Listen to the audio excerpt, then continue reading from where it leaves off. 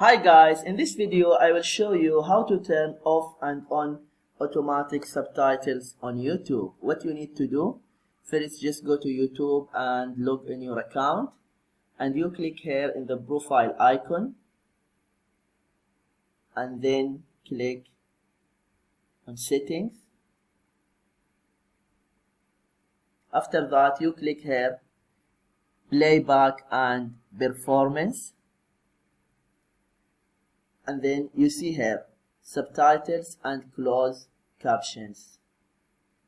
Always show captions. If you don't want to show the captions, just click again,